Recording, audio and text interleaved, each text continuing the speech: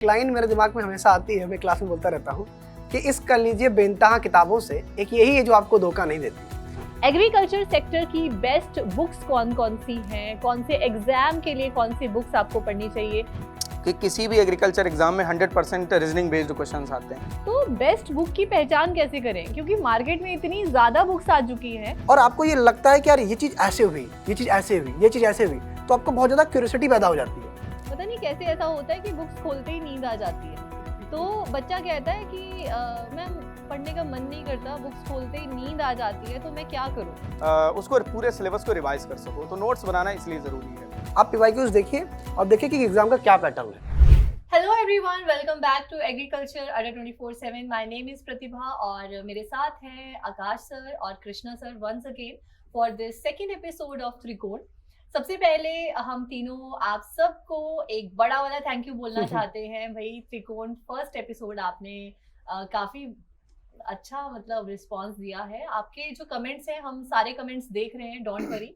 इस सेशन के लास्ट में हम बहुत सारी क्वेरीज रिजॉल्व करने वाले हैं, जिनका भी कोई भी डाउट्स है हमने सब देख लिए और जितनों के आंसर हो सकते हैं हम करने की कोशिश करेंगे रिजॉल्व। इसके साथ ही भाई आज का हमारा टॉपिक जैसे कि आप देख पा रहे होंगे, best books of agriculture. Agriculture sector की बेस्ट बुक्स कौन कौन सी हैं, कौन से एग्जाम के लिए कौन सी बुक्स आपको पढ़नी चाहिए, कैसे इन बुक्स को आपको पढ़ना है, कैसे नोट्स बनाने हैं, ये सब हम डिस्कस करने वाले हैं आज के सेशन में। सबसे पहले जो हमारे दिमाग में सवाल आता है कि बुक्स ही क्यों, बुक्स का रोल क्या है हमारी लाइफ में और बुक से पढ़ना क्यों जरूरी है। आजकल तो यूट्यूब पे बहुत सारी क्लासेस मिल जाती हैं। हमारे ज़माने में तो क्लासेस ही नहीं मिलती थी। मैं जब नेट वेजिटेबल साइंस की प्रिपरेशन कर रही थी, मुझे कोई भी नहीं मिलता था कि मैं कहाँ से क्लासेस करूँ। अभी तो आपको हमारे चैनल पर सुबह से लेकर रात तक क्लासेस मिलती रहती है। हम क्वेश्चन प्रैक्टिस कराते हैं, हम आपके लिए जो है थ्योरी सेशंस लेकर आते हैं, तो सब कुछ आपके पास है। तो बुक्स क्यों? तो क्या अगर आप हमारी क्लासेस कर रहे हो तो क्या आपको बुक्स नहीं पढ़नी है, या उन्हीं क्लासेस से आपका जो है सिलेक्शन हो जाएगा? कई बच्चे जो है जो कोचिंग लेते हैं या यूट्यूब पे क्लासेस देखते हैं, उनको लगता है बस अब तो हमारा हो जाएगा। But let me tell you कि ये जो बुक्स होती हैं ये हमारी लाइफ में बहुत इंपॉर्टेंट रोल प्ले करती हैं। क्या ये रोल प्ले करती हैं, आइए जानते हैं आकाश सर से। बिल्कुल। और मैं अगर आपको बताऊं कि बुक्स का रोल क्या है, तो एक लाइन मेरे दिमाग में हमेशा आती है, मैं क्लास में बोलता रहता हूँ कि इस कर लीजिए बेनतहा किताबों से एक यही है जो आपको धोखा नहीं देती। धोखा देने का तात्पर्य ये है कि अगर आप किताबें पढ़ लेंगे तो आप किसी भी एग्जाम में आपको धोखा नहीं होगा, क्योंकि बुक्स जो हैं वो आपका कॉन्सेप्ट क्लियर करती हैं। अगर मैं किसी एक सब्जेक्ट की बात करूं आपसे, ठीक है, तो आपको उस सब्जेक्ट की जो बेसिक बुक्स हैं, है ना, जैसे आपने प्रिंसिपल ऑफ इकोनॉमी की बुक आती है एस आर रेड्डी की, ठीक है, तो अगर आप उस किताब को नहीं पढ़ेंगे, हालांकि इसके बारे में आपको बताएंगे, तो आपका बेसिस क्लियर नहीं हो सकता। तो मतलब ये है कि अगर आपको अपने कॉन्सेप्ट बहुत अच्छे से क्लियर करने हैं, ठीक है, आपको किसी सब्जेक्ट में तर्क शक्ति पैदा करनी है। मतलब कभी कभी हम बोलते हैं ना कि यार ये जो कैनोपी मैनेजमेंट ये ऐसा कैसे हो गया, ठीक है, ये न्यूट्रिएंट जो है ना, मोबाइल न्यूट्रिएंट ये होते हैं, इमोबाइल ये होते हैं, लेकिन ये होते क्यों हैं, मोबाइल क्यों होते हैं, इमोबाइल क्यों होते हैं, तो ये सब जो पूरी तर्क शक्ति है ये आपको बुक्स देती है। सेकंड चीज ये है बुक्स के लिए कि आपको बहुत ज्यादा भटकाव नहीं उत्पन्न करना पड़ेगा। अगर आप एक एक सब्जेक्ट की स्पेशल बुक्स को बहुत अच्छे से तैयार कर लेंगे तो आप किसी भी एग्जाम को देंगे, चाहे आप A4 का एग्जाम दें, चाहे आप DSSB का एग्जाम दें, चाहे आप FCI का एग्जाम दें, अगर आपको उस पर्टिकुलर सब्जेक्ट में आपके कॉन्सेप्ट क्लियर है with the help of books, तो आप हर एक एग्जाम को बहुत अच्छे नंबर से निकाल लेंगे। ठीक है, तो रोल बुक्स का यही है कि आपके कॉन्सेप्ट क्लियर होंगे, आपकी फैक्ट पर कमांड होगी, और साथ ही साथ ये है कि आपको थोड़ा सा फ्लुएंट हो जाएंगे उस सब्जेक्ट में, तो किसी भी एग्जाम को देंगे तो आपका क्लियर हो जाएगा इजिली। देखो सर ने जो बात बोली है कि बुक्स कभी धोखा नहीं देती है, ये बात तो सच है, लेकिन जो बुक्स लिखने वाले हैं ना, कई बार वो धोखा दे देते हैं। तो बेस्ट बुक की पहचान कैसे करें, क्योंकि मार्केट में इतनी ज्यादा बुक्स आ चुकी हैं कि समझ नहीं आता है कि कौन सी बुक से पढ़े, कौन सी बुक से नहीं पढ़े। कुछ बुक्स जो है वो कंपाइलेशन होती है ना, इधर से उठाया, थोड़ा सा इधर से उठाया, कुछ चीजें छोड़ दी। तो एक बेस्ट बुक की पहचान हम कैसे कर सकते हैं वो मैं ही आपको बता देती हूँ, है ना, बता दूं ना? बिल्कुल। ठीक है। सो बेस्ट बुक, सबसे पहले उस बुक से जब आप उस बुक को पढ़ रहे हो, कि आपको लग रहा है कि उसकी लैंग्वेज वैसी है कि आपके कॉन्सेप्ट क्लियर हो रहे हैं, या उसमें डायरेक्ट लिखा है कि ऐसा होता है, क्यों होता है पता नहीं, जैसे कि ओकरा की हम बात करते हैं, ओकरा को पहले हिबिस्कस जीनस में रखा गया था, बाद में उसको बदल के एबेलमॉस्कस में डाला गया। तो एक बुक है, टेक्स्ट बुक है थंबुराज की, वेजिटेबल साइंस की, उसमें वो लिखा हुआ है कि क्यों पहले वो हिबिस्कस में था और अब वो एबेलमॉस्कस जीनस में डाला गया है, पूरा उसमें बताया गया है। बहुत सारी जो बुक्स हैं, फैक्ट बेस्ड बुक्स हैं, उसमें लिखा होता है कि हाँ जी था और अब यहाँ है, इसने दे दिया, मेडिकस ने दे दिया ये जीनस, बट क्यों, ऐसा क्यों था, वो आपको टेक्स्ट बुक से पता चलेगा। वो आईसीआर की बुक है, कौन सा इंस्टीट्यूट उसको जो है वो रिलीज कर रहा है, या वो उसके रेफरेंसेस क्या हैं, उसकी लैंग्वेज क्या है, कि आपके कॉन्सेप्ट क्लियर हो रहे हैं, कि उस बुक को पढ़ने के बाद आपको कहीं बाहर किसी दूसरी बुक के पास ना जाना पड़े कि यार पढ़ तो लिया है बट कुछ पता नहीं चला, दूसरी बुक ट्राई करते हैं। So that would be the best book जो आई होप कि हम आपको बता पाएंगे, क्योंकि अभी बीइंग अ टीचर मैंने भी बहुत सारी बुक्स पढ़ी हैं, आपने भी बुक्स तो हमारी, इट्स लाइक कि टीचर के लिए बुक्स तो सबसे ऊपर होती है, अभी भी हमारी बुक्स आ ही रही होती है, क्योंकि हम सबको जो है इवैल्यूएट करते हैं कि कौन सा अच्छा है, किसमें क्या एक्स्ट्रा दिया गया है, तो this is our work only. तो आई होप हम आपको इस सेशन में बेस्ट बुक्स बता पाए for different examinations, for different level, state level, central level, JRF level.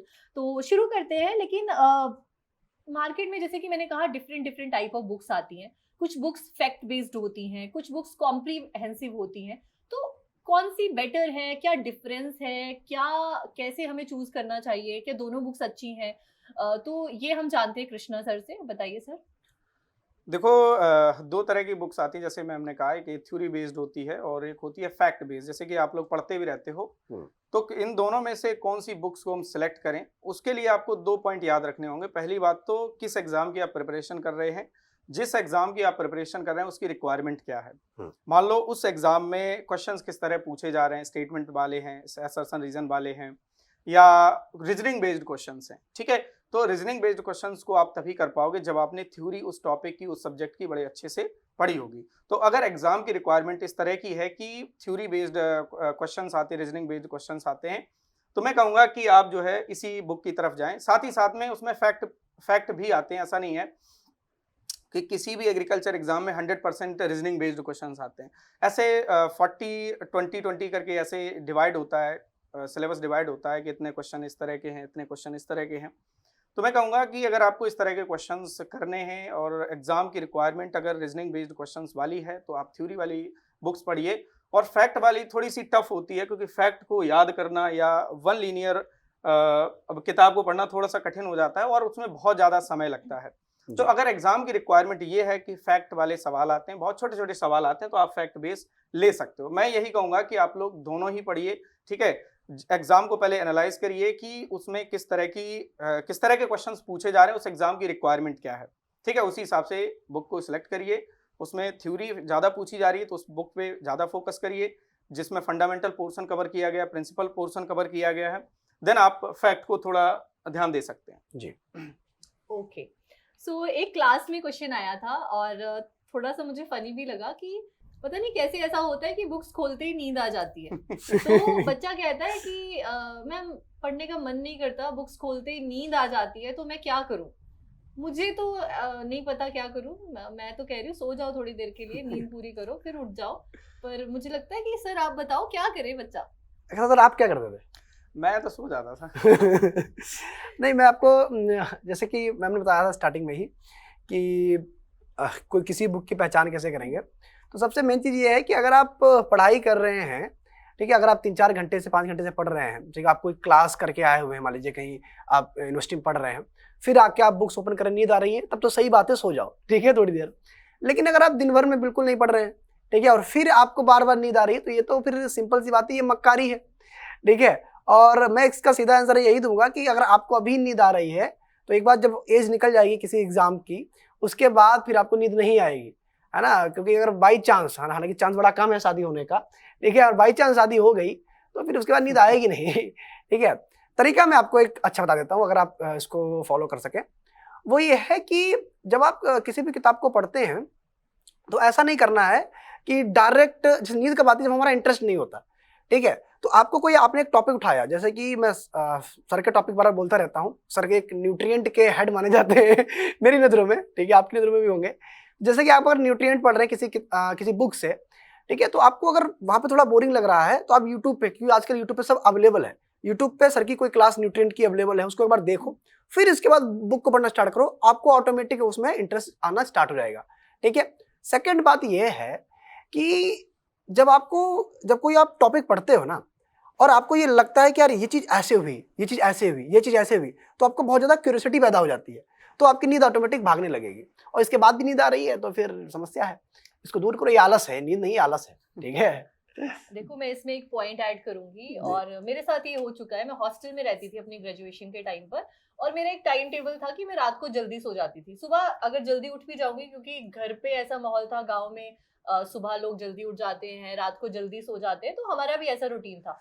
Hostel में जब एग्जाम होता था, मैं ऐसे लड़कियों को देखती थी रात के 1-1 बजे तक बैठी हैं, मुझे बहुत नींद आती थी।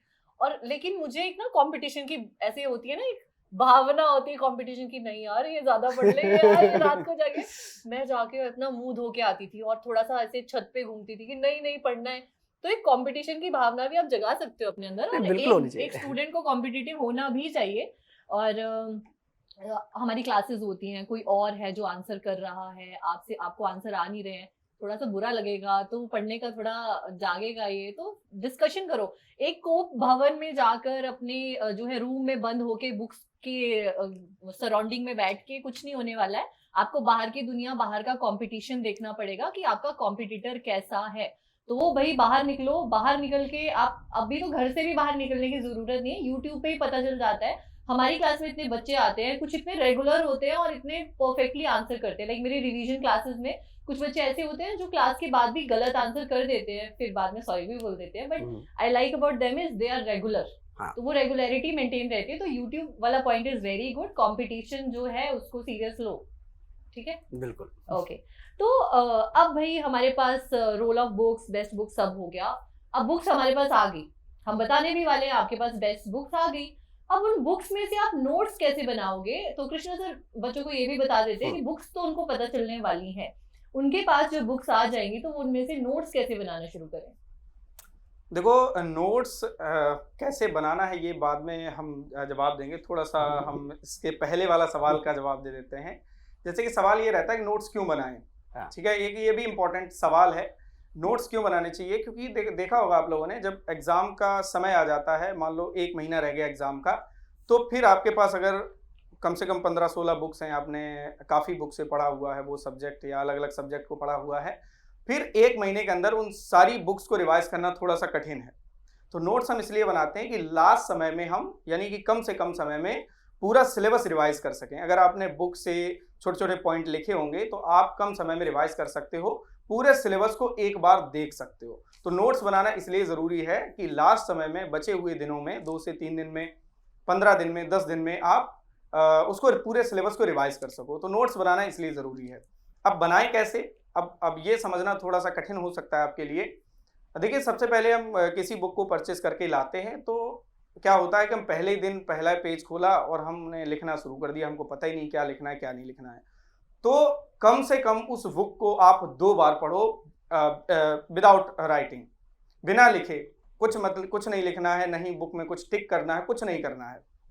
पहले उसको समझना है कि वो बुक क्या कहना चाह रही है, किस तरह उसमें सिलेबस को लिखा गया है, किस तरह उसमें चीज़ों को एलैबोरेट किया गया। पहले आपको ये समझना होगा क्या क्या दिया हुआ है उसमें, है ना। जिस एग्जाम की हम प्रिपरेशन करना चाहते हैं उस बुक से, ठीक है, तो उसका सिलेबस मैच कर रहा है या नहीं कर रहा है, सबसे पहले आपको ये समझना होगा, ठीक है। तो कम से कम 2 बार किसी भी नई बुक को आप ऐसे ही रीड करिए, बिना लिखे, बिना कुछ नोट्स बनाए। 2 बार में आपको अपने आप पता चल जाएगा कि किस चीज़ को हमें नोट डाउन करना है, किस चीज़ को नोट डाउन नहीं करना है। तो और हाँ, एक चीज़ और है इसमें, जैसे कि हमें नोट किस चीज़ को करना है, किस चीज़ को नहीं करना है, उसके लिए आप ये देख सकते हो कि हमें इसमें क्या समझ में आ गया है, क्या ऐसा है जो हम जल्दी भूल जाएंगे। बिल्कुल, ठीक है। तो आप ऐसा भी अपना पैटर्न रख सकते हो कि ये चीज़ हम भूल जाते हैं तो इस चीज़ को क्या है, लिख लेते हैं एक बार, ठीक है। जब हम रिवाइज करेंगे तो हम सिर्फ यही पढ़ेंगे, बाकी तो मुझे याद ही है। तो इस तरह आप नोट्स बना सकते हैं। जी। इसमें एक पॉइंट और ऐड है कि जैसे मान लीजिए आप एएफओ की तैयारी कर रहे हैं या किसी और एग्जाम की तैयारी कर रहे हैं और आप एक उसी बुक को अच्छे से देख रहे हैं जिस बुक को अभी तक आप फॉलो कर रहे थे, आप पीवाईक्यूज देखिए और देखिए कि एग्जाम का क्या पैटर्न है और उस हिसाब से आप एक किताब से अलग अलग एग्जाम के लिए नोट्स भी तैयार कर सकते हैं, क्योंकि इस एग्जाम में ये ज़्यादा पूछा रहा है, इस एग्जाम में ये ज़्यादा पूछा रहा है, तो आपके प्रॉपर नोट्स तैयार हो जाएंगे हर एक एग्जाम के लिए, किताबें आपको बदलनी नहीं पड़ेंगी। जी भाई मेरी क्लास में तो यही प्रॉब्लम रहता है, पेड क्लास की बात कर रही हूँ। बच्चे बोलते हैं मैम लिखना जरूरी है क्या, ये मिलेगा ना, पीडीएफ मिलेगा ना, है ना। मेरा मन करता है नहीं मिलेगा, लिखो। तो भाई लिखने की इंपॉर्टेंस को समझो। मैं तो अपनी क्लास के स्टार्टिंग में ही पूछ लेती हूँ कि नोटबुक रेडी है, कहीं ऐसे शो देखने तो नहीं लेट के बैठे हुए हो कि अरे मैम आ रही है मस्त यहाँ पे कहानी सुना के जाएंगी, अच्छा मस्त नींद लेंगे हम, है ना, लोरी सुना रहे हैं और बस चलो जी, और कल को सब साफ है। तो आप अपनी नोटबुक निकालिए, एटलीस्ट टॉपिक लिखिए कि आज आपके क्या टारगेट्स हैं, क्या आज आप टॉपिक कवर करने वाले हो, आपको पता चले कि आप क्या पढ़ने वाले हो। और हम खुद लिख लिख के पढ़ाते हैं कि वो मोटिवेट हो कि भाई लिख लो, हमारे साथ ही लिख लो कि हम लिख रहे हैं, हम पीडीएफ लेकर आए फिर भी वो सारी चीजें लिख रहे हैं हम आपके लिए, तो आप भी लिख लो। तो लिखने का जो इम्पोर्टेंस है वो बहुत ज्यादा है। प्लीज नोट्स बनाइए, ठीक है, शॉर्ट नोट्स बनाइए। आपके जो लास्ट मिनट नोट्स जो आपको एग्जाम के पहले जस्ट बोलते हैं ना मैम लास्ट मिनट नोट्स दे दो, किसी से मांगते रहते हैं, वो खुद बनाइए ताकि किसी से बाद में जो है मांगने की जरूरत ना पड़े। जी तो चलिए शुरू करते हैं हमारे मेन जो हमारा एक मोटिव है बेस्ट बुक्स का। तो सबसे पहले हम शुरुआत करेंगे हमारे सबसे जो क्या बोलूं मैं अब, वो वाले बच्चे, प्यारे वाले बच्चे जो सच में चाहते हैं कि हमें बुक्स बड़ी बड़ी बुक्स पढ़नी है। बोलते हैं ना कि जेआरएफ एसआरएफ की तैयारी करने के लिए मोटी बुक्स क्या होना जरूरी है। तो सच में क्या मोटी बुक्स का होना जरूरी है? कौन कौन सी बुक्स है जो जेआरएफ के लिए या नेट एग्रोनॉमी के लिए, जेआरएफ एग्रोनॉमी के लिए इम्पोर्टेंट है? तो सर स्टार्ट कीजिए। तो चलिए हम स्टार्ट करते हैं कि अगर आप जेआरएफ की प्रिपरेशन करना चाहते हैं एग्रोनॉमी से, या एएसआर भी नेट एग्रोनॉमी की प्रिपरेशन कर रहे हैं, तो आपको कौन कौन सी बुक्स पढ़नी चाहिए और क्यों पढ़नी चाहिए, ठीक है। तो इसमें अगर हम आप सिलेबस को दोनों के नेट और जेआरएफ के सिलेबस को देखोगे तो थोड़ा बहुत डिफरेंस है, बस स्टैट का डिफरेंस है, ठीक है। थोड़ा नेट में सिलेबस को और एलेबोरेट किया गया है। अगर दोनों के हम क्वेश्चन पेपर को देखें, एग्जाम में पूछे जाने वाले क्वेश्चंस को देखें, तो ऑलमोस्ट सेम है। दोनों में असर्शन, रीजन स्टेटमेंट और मैचिंग टाइप के क्वेश्चंस रहते हैं। थोड़ा सा नेट में कम रहते हैं, जेआरएफ एग्रोनॉमी में ज़्यादा सवाल रहते हैं, इसके थोड़े से लेंदी हो जाते हैं। तो देखो, अगर आपको रीजनिंग बेस्ड क्वेश्चंस करना है तो इसका मतलब आपको बेस्ट सोर्सेस फॉलो करने पड़ेंगे।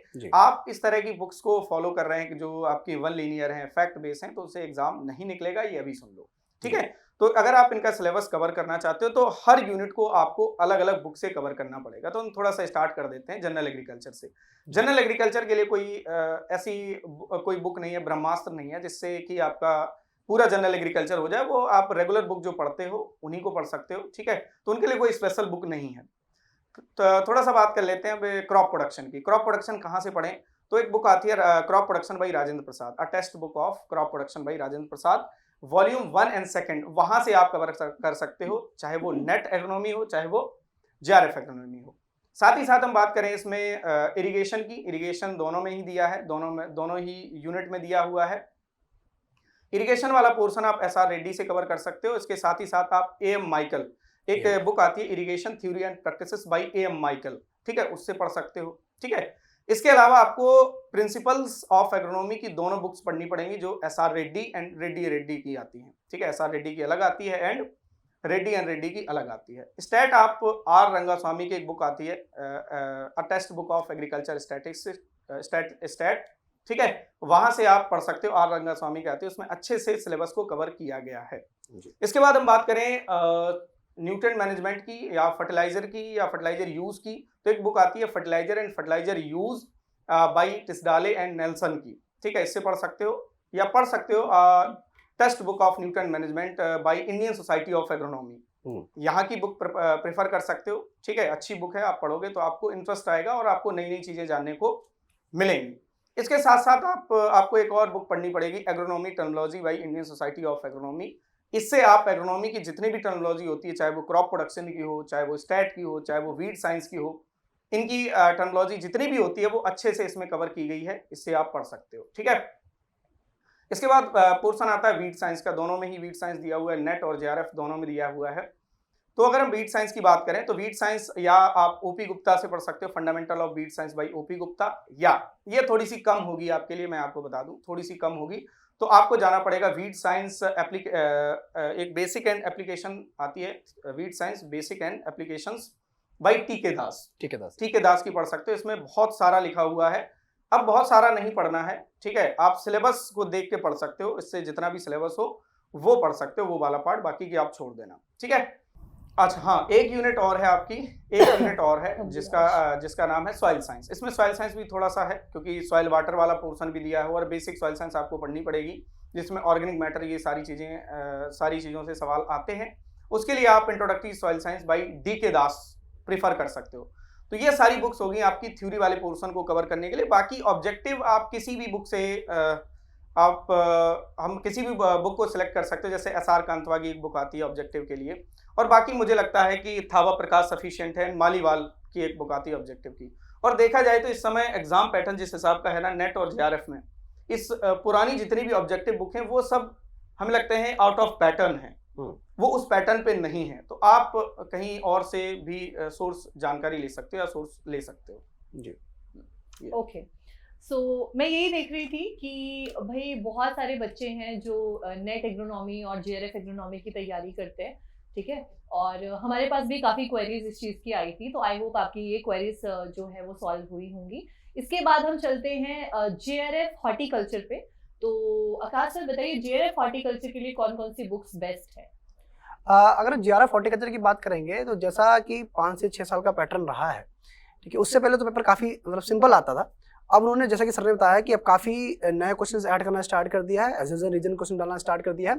पहले तो जेआरएफ हॉर्टिकल्चर थोड़ा सरल आता था अगर पुराने पेपर देखेंगे तो। अब जो सोर्स आपको फॉलो करना चाहिए, तो अब मैं बेसिक से स्टार्ट करता हूँ। तो बेसिक्स के लिए आपको basic of horticulture Jitin Singh की जो बुक है वो आपको पढ़नी चाहिए, या फिर अगर आपको और थोड़ी सरल लैंग्वेज चाहिए तो किताब आती है introduction of horticulture N Kumar की, वो भी काफ़ी अच्छी बुक है, वो भी आप अच्छे से पढ़ सकते हैं। इनके साथ साथ अगर मैं फ्रूट प्रोडक्शन की बात करूंगा, जो कि नेट के बच्चे भी काफ़ी उसको फॉलो करते हैं, वो है text book of fruit science. इसमें अलग अलग वॉल्यूम आती हैं, यानी कि टेक्स्ट बुक ऑफ पोमोलॉजी में एक आपकी आती है वॉल्यूम 1, वॉल्यूम 2 और वॉल्यूम 3, एंड ट्रॉपिकल, सब ट्रॉपिकल, टेम्परेट्स के लिए। तो ये अलग अलग बुक आती है। इनके जो राइटर हैं वो टी.के. चट्टोपाध्याय हैं। वो बुक काफ़ी अच्छी है, ठीक है, काफ़ी मतलब अच्छी लैंग्वेज में दे रखी है और पैटर्न के हिसाब से दे रखी है। इनके साथ साथ अगर मैं बात करूंगा वेजिटेबल साइंस की, तो एक वेजिटेबल साइंस की ग्लॉस्टस ओलरीकल्चर, वो भी अच्छी बुक आती है। एक थम्बुराज की बुक आती है, वो भी काफ़ी अच्छी है। इनके अलावा अगर हम देखते हैं तो फ्लोरिकल्चर की एक जो बुक आती है हैंडबुक ऑफ फ्लोरिकल्चर, ठीक है। हाँ, अगर जेआरएफ हॉर्टिकल्चर की बात करेंगे तो मैं बेसिक्स से आपको बता देता हूँ। बेसिक की अगर बात करेंगे तो आपको बेसिक्स क्लियर करना पड़ेगा। एक बुक आती है बेसिक हॉर्टिकल्चर, जितेंद्र सिंह, उसका नाम ही बेसिक है। इनके अलावा एक किताब और है, इंट्रोडक्शन ऑफ हॉर्टिकल्चर है, जो कि एन कुमार की है, वो भी काफ़ी अच्छी किताब है, ठीक है। अगर मैं फ्रूट साइंस का पोर्शन देखूं तो फ्रूट साइंस का पोर्शन आप जो किताब आती है टी.के. चट्टोपाध्याय की, ठीक है, text book of pomology volume 1, 2, ठीक है, आप दोनों अच्छे से देख सकते हो। अच्छी लैंग्वेज दे रखी है, जेआरएफ के हिसाब से लैंग्वेज दे रखी है, नेट के बच्चे भी उसको पढ़ते हैं, तो आपको वहाँ से कवर हो जाएगा, ठीक है। ओलरीकल्चर की बात करेंगे तो ओलरीकल्चर का जैसा पैटर्न रहा है एग्जाम में, तो आप अगर थम्बुराज की बुक लेते हो तो वहाँ से इजीली कवर हो जाएगा। फ्लोरिकल्चर की अगर बात करेंगे तो फ्लोरिकल्चर की जो बुक है फ्लोरिकल्चर एट ए ग्लांस, ठीक है, जो कि दास की बुक आती है, काफ़ी अच्छी किताब है वो। और उसमें एक अच्छी चीज़ ये है कि उसमें क्वेश्चन भी दे रखे हैं और जो थ्योरी है वो क्वेश्चन के फॉर्मेट में है, तो बहुत इजी हो जाता है, ठीक है। किसी भी एग्जाम को आप देते हो, मतलब अगर आप जेआरएफ के अलावा अगर आप कोई नॉर्मल फ्लोरिकल्चर का नेट भी दे रहे हो तब भी वो आपको वहाँ पर हेल्प करेगी, ठीक है, तो आपको पढ़नी चाहिए। इनके अलावा पोस्ट हार्वेस्ट वाला जो पोर्शन है वो ग्लिम्प्स ऑफ पोस्ट हार्वेस्ट जो है, ये भी काफ़ी अच्छी किताब है, लैंग्वेज बहुत अच्छी है, तो आपको वहाँ पर इजीली कवर हो जाएगा, ठीक है। इनके साथ साथ अगर मैं ओवरऑल कंबाइंड देखूँ, ठीक है, ये तो आपकी बेसिक्स बुक्स हो ही गई, आपको एक किताब और लेनी चाहिए, वो है essence of horticulture. Essence of horticulture जो है, ठीक है, उसका सोर्स काफ़ी अच्छा है, उनके जो रिसोर्स जो रेफरेंस हैं वो काफ़ी अच्छे हैं, ठीक है। तो इसेंस ऑफ हॉर्टिकल्चर भी आपको पढ़नी चाहिए। उसमें सिंगल लाइन में क्वेश्चन दे रखे हैं, काफ़ी अच्छे क्वेश्चन हैं, ठीक है। पूरे टॉपिक्स को, सभी यूनिट्स को अच्छे से उन्होंने क्या किया है, कवर किया है। और अगर आप के पास समय मिलता है, अगर आप सेकेंड ईयर में प्रिपरेशन स्टार्ट करते हैं, तो मैं आपको एक सलाह और बहुत अच्छी दूंगा, वो ये है कि हैंडबुक ऑफ हॉर्टिकल्चर भी पढ़ना स्टार्ट करें। हैंडबुक ऑफ हॉर्टिकल्चर वॉल्यूम 1 और 2 दो हैं, और इन्हें रामायण बोलते हैं हॉर्टिकल्चर का, काफ़ी अच्छी किताबें हैं।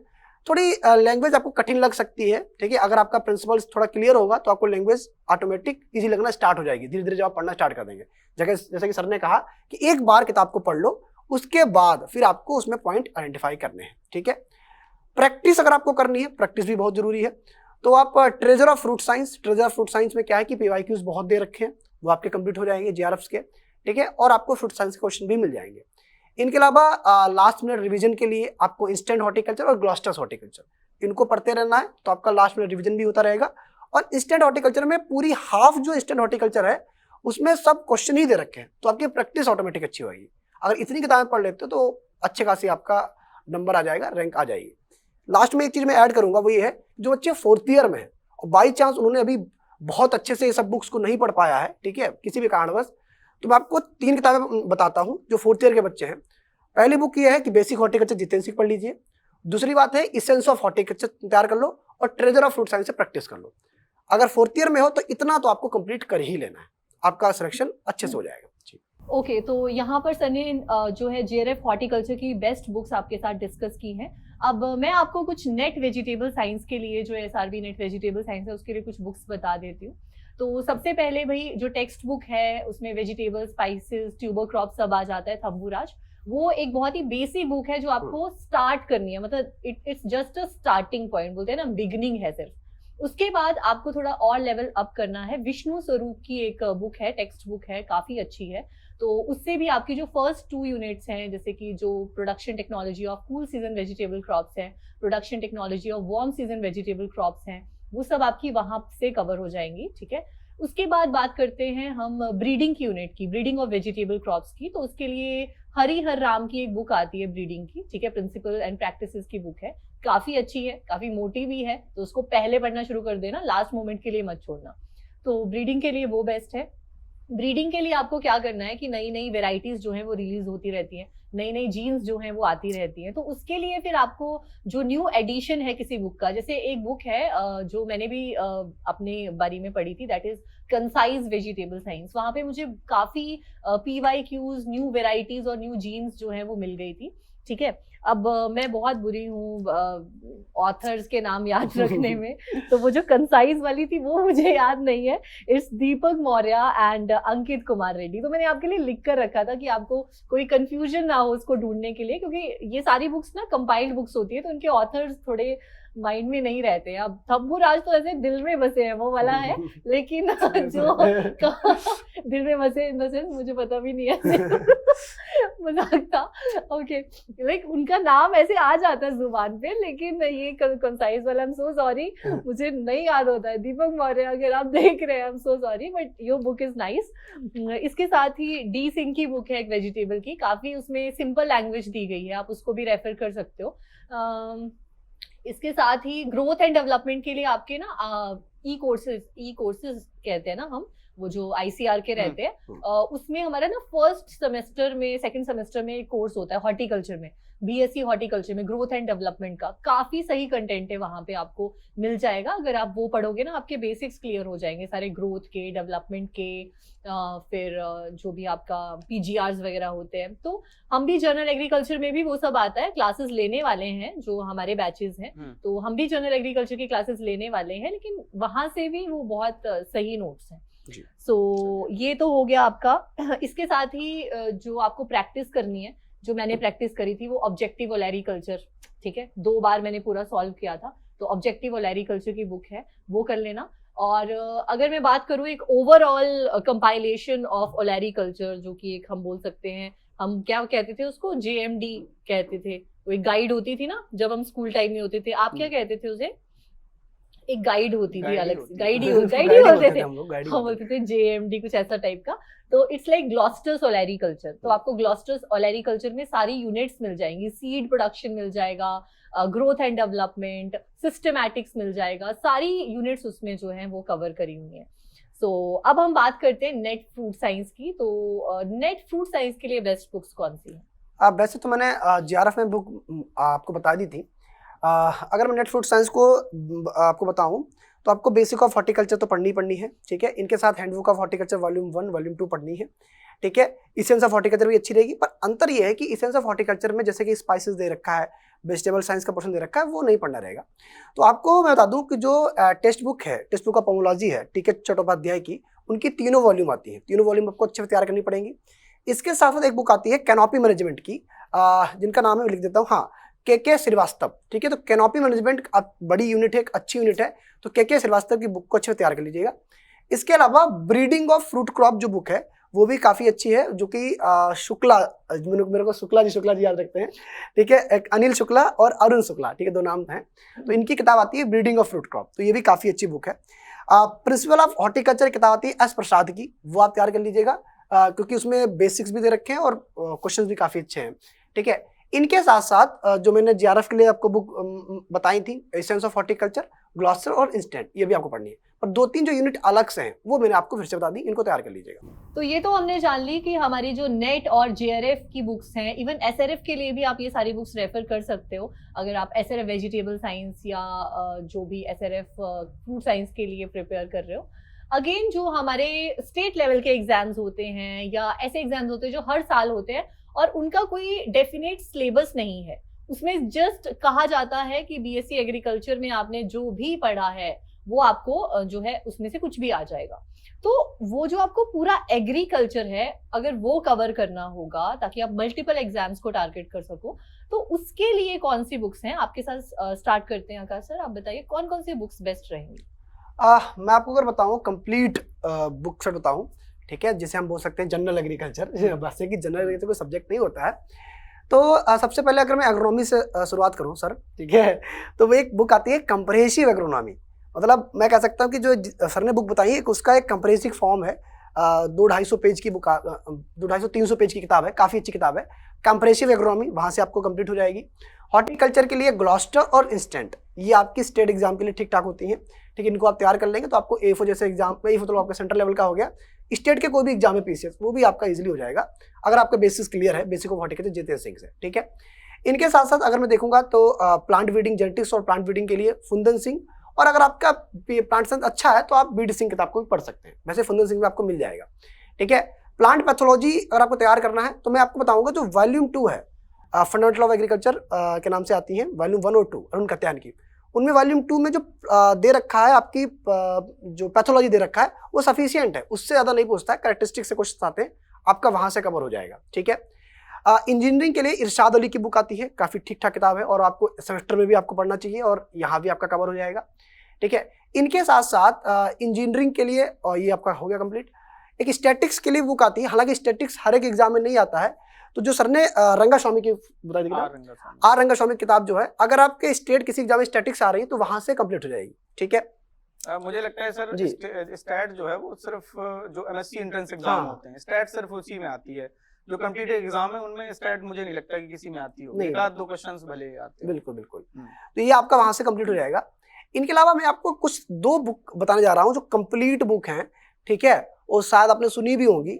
हाँ, पहली बुक है जिसे बोलते हैं हम लोग कॉन्सेप्ट ऑफ एग्रीकल्चर, ठीक है, कॉन्सेप्ट ऑफ एग्रीकल्चर के नाम से पीडी चौधरी की है, ठीक है, वॉल्यूम 1 और 2। आप इन बुक्स को ले लीजिएगा, ठीक है। आपके जितने भी जो एग्जाम है स्टेट के और सेंट्रल लेवल के एग्जाम है उनमें जनरल एग्रीकल्चर आपकी कंप्लीट हो जाएगी। इनफैक्ट अगर आप जीआरएफ देने वाले हो, ठीक है, तो कॉन्सेप्ट ऑफ एग्रीकल्चर में मतलब उन बुक को आप ले सकते हो। पर प्रॉब्लम ये है कि ये बुक जो आप ले रहे हो, कुछ डाटा सब में मिसप्रिंट रहता है, कुछ ना कुछ थोड़ा बहुत गलत रहता है। तो मैं फिर से बोलूंगा, जो मैंने स्टार्टिंग में किताब बताई थी सबने अपने सब्जेक्ट की, उन सोर्सेस से आप मैच कर सकते हो, या कोई आप प्रॉब्लम आती है तो हमसे आप त्रिकोण जो एपिसोड है इसके नीचे आप कमेंट करके पूछ सकते हो, हम सही भी कर देंगे, ठीक है। तो ये कंपाइल बुक का हो गया, तो कॉन्सेप्ट ऑफ एग्रीकल्चर हो गया वॉल्यूम 1 और 2 पीडी चौधरी की। इनके अलावा फंडामेंटल ऑफ एग्रीकल्चर अरुण कत्यान, ये भी आप पढ़ सकते हो। और साथ ही साथ जो मैंने आपको बताया, जो स्पेशल बुक्स बताई हैं एग्रोनॉमी के लिए, कंप्रेहेंसिव ऑफ एग्रोनॉमी, और हॉर्टिकल्चर के लिए इंस्टेंट, ग्लॉस्टर्स, ये आप तैयार कर सकते हो। बेसिक हॉर्टिकल्चर जितेंद्र सिंह भी अच्छी बुक है, तो ये आप कंप्लीट कर लोगे तो आपके अच्छे नोट्स बन जाएंगे ऑटोमेटिक जी। सो कृष्णा सर से पूछते हैं कि आईबीपीएस एसओ एएफओ के लिए बेस्ट बुक्स कौन सी हैं? तो देखो, इसके लिए हमारे पास पूरा आईबीपीएस एएफओ का स्टडी मटेरियल अवेलेबल है, जिसमें आपको टोटल 7 बुक्स मिलने वाली हैं हर सब्जेक्ट की, जिसमें जो अब हमारा अगला अपडेटेड वर्जन आने वाला है, इसमें आपको अपडेटेड स्टडी मटेरियल पूरा मिलेगा, ठीक है, हर सब्जेक्ट को अच्छे से कवर किया मिलेगा, है ना। बिल्कुल। बाकी ये है कि इन बुक्स के साथ साथ जनरल एग्रीकल्चर की जो बुक्स मैंने बताई हैं वो भी आप फॉलो कर सकते हैं, आपका इजीली एग्जाम में हो जाएगा, ठीक है। बाकी क्योंकि एग्जाम का फ्लेवर्स नहीं है तो पैटर्न देख के आप बुक्स पढ़ना स्टार्ट करिए। जी सर, अभी जो एक वैकेंसीज आई हुई हैं अभी के टाइम पे, दैट इज एक यूपी SSSC AGTA है और जो स्टेट PCS का है, STA का, उसके लिए क्या ये बुक्स अच्छी हैं या उसके लिए कुछ अलग या कुछ और बुक्स हैं जो आपको फॉलो करनी पड़ेंगी? उसके लिए मैं आपको बताऊं कि जितना अच्छा आपका रिवीजन होगा इन्हीं बुक्स का जो हमने बताई हैं तो आपको बहुत अच्छे से हो जाएगा, ठीक है। ऐसा नहीं कि बहुत ज़्यादा एग्जाम बुक कठिन आता है, बस ये है कि आपको रिवीजन बहुत अच्छा करना पड़ेगा। सेकंड चीज़ ये है कि आपको कॉन्सेप्ट क्लियर करने पड़ेंगे, ठीक। तो अगर आप जो हमने बुक्स बताई इनको पढ़ सकते हो बहुत अच्छी बात है, नहीं तो पहला फोकस करिए जो भी TA के बच्चे हैं या अन्य एग्जाम को देने वाले हैं, कॉन्सेप्ट फोकस करो और फिर किसी भी किताब को पढ़ो। हमने किताबें लगभग आपको बता ही दी हैं, आपका आराम से हो जाएगा, डोंट वरी। बाकी जो बेसिक कॉन्सेप्ट्स हैं वो हम भी आपको एक्सप्लेन करते हैं, डेली बेसिस पे हमारी क्लासेस रहती हैं। आपको जो है 12 बजे एग्रोनॉमी सॉइल साइंस की क्लास मिल जाएगी कृष्णा सर की, YouTube channel of agriculture Adda 24/7 जिस पे आप ये वीडियो देख रहे हो। शाम को 6 बजे मेरी genetics, plant breeding and entomology की क्लासेस आपको मिलेंगी और इस जेनेटिक्स और प्लांट ब्रीडिंग में हम कवर करते हैं biotechnology portion and seed science का पोर्शन भी, तो ये दोनों आपको मिलेगा शाम को 6 बजे। इसके बाद 7 बजे आपको हॉर्टिकल्चर की क्लासेस मिलने वाली हैं आकाश सर की, तो इसमें सारे कॉन्सेप्ट्स एंड MCQ सब कुछ प्रैक्टिस होता है, तो आप हमारे साथ जुड़े रह सकते हैं जी। ओके सर, तो आई होप कि बच्चों को बेस्ट बुक्स मिल चुकी होंगी अपनी, ठीक है। इस बुक्स पे ये काम करेंगे, नोट्स बनाएंगे, हमने ये बता दिया नोट्स कैसे बनाने हैं, बुक्स क्यों इंपॉर्टेंट है, नोट्स बनाना क्यों इंपॉर्टेंट है और बेस्ट बुक्स आपके लिए स्टेट लेवल की और JRF लेवल की कौन कौन सी हैं।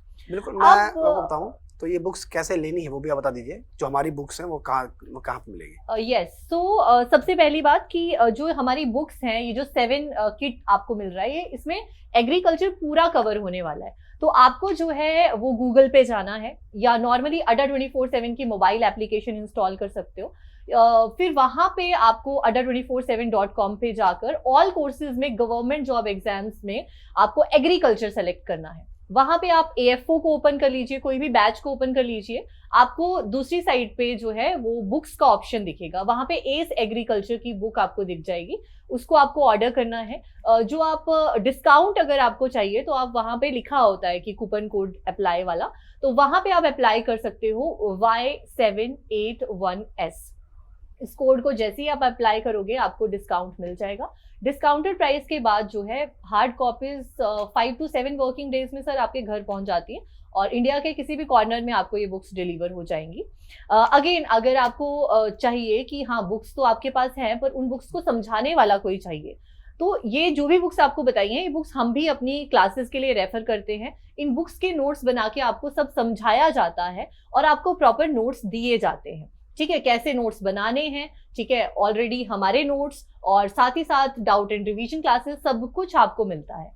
अगर आपको agronomy, soil science, genetics, entomology and horticulture की क्लासेस कंबाइन चाहिए, वो भी एक रीजनेबल प्राइस में, तो हमारा त्रिकोण का एक बैच भी है, that is a paid batch, उसमें डिस्काउंट भी मिल जाएगा। अब बैच के लिए आपको Y781A जो कोड है वो अप्लाई करना है, ठीक है। सीरीज के केस में आपने या बुक के केस में S इस्तेमाल किया था, यहाँ पे A आपको यूज करना है। प्रोसीजर सेम रहेगा भाई, adda247.com पे ऑल कोर्सेज में गवर्नमेंट जॉब एग्जाम्स में एग्रीकल्चर सेलेक्ट करना है, वहां पर आपको मिलेगा एग्रीकल्चर फाउंडेशन कोर्सेज, वहां पे आपको त्रिकोण दिखेगा, वहां पे क्लिक करके आप बाय नाउ पे जा सकते हैं।